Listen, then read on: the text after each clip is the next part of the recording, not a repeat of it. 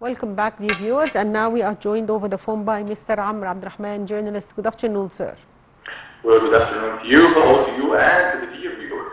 So, Mr. Amr, as we've just watched the address by Prime Minister Mustafa Madbouli to Shanghai Cooperation Organization Plus Summit, how do you read his speech, and how do you see the importance of Egypt's participation in this summit?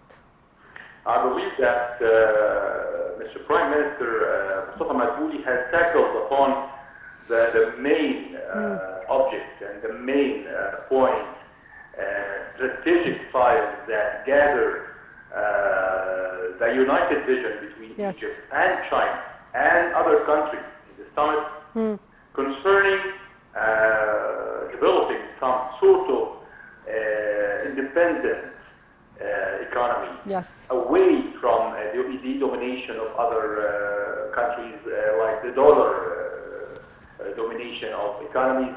Of course, with cooperation with such greater countries like China, with our dear and deep friendship and long-term historical ties between the two nations and the two leaders, we can achieve too much. We can achieve a lot together, and I believe there are lots of things that are being revealed in this participation, the Egyptian participation in this summit.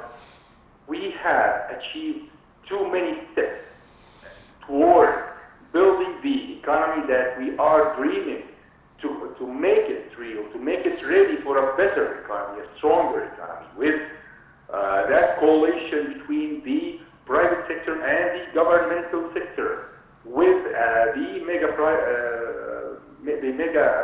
projects, patriotic projects that concern each and every citizen in this land, and of course with opening arms for investors and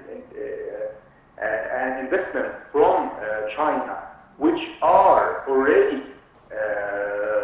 successfully cultivated in our own land in the most friendly way and in the most positive and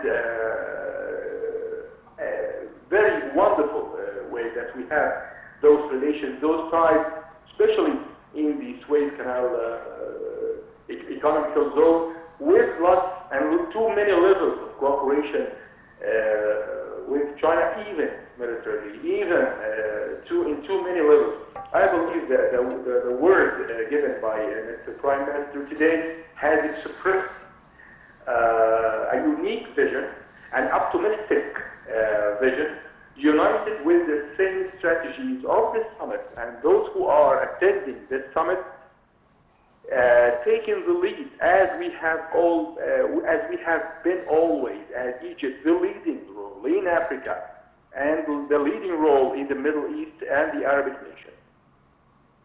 So, Mr. Amr, also Prime Minister Madbouli held a series of meetings with the heads of major Chinese companies on Sunday, expanding investments in Egypt, particularly in renewable energy, water desalination, and electric vehicles manufacturing. How do you see prospects of cooperation between Egypt and China in these domains?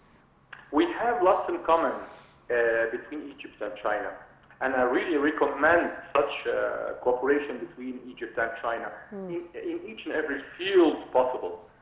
They have the same land, they have the same vision on how to develop our own potential that we have. We both concentrate, and we should concentrate more, especially here in Egypt, on the agricultural projects and the industrial projects, which are the same two main pillars that China has built its own empire, if I might call it.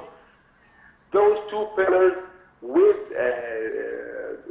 the participation of all sectors of the society, not just the private sector alone, or not just the governmental sector alone, or not just the peoples and the small investors alone, but all the powers of the society working hard together, shoulder to shoulder, hand to hand. That's how nations, they built their true renaissance. And I believe with more cooperation, with more agreements to be signed between the Egyptian leadership and the Chinese private sector or the governmental sector, that would mean a lot and very positive sign for our own economy, because we are not just importing from China or from other countries like China, but also we are localizing our own their technology in here. Localizing the foreign technology in Egypt is one of the main positive things that have been accomplished in the past 10 years.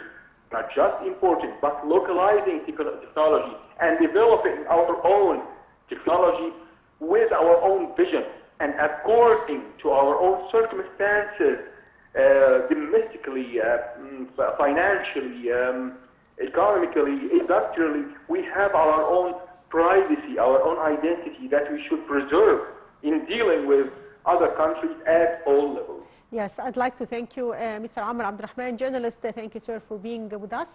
And back to our reports. Egypt sent its 27th humanitarian convoy to Gaza, comprising 180 trucks of food supplies. Details in the coming report.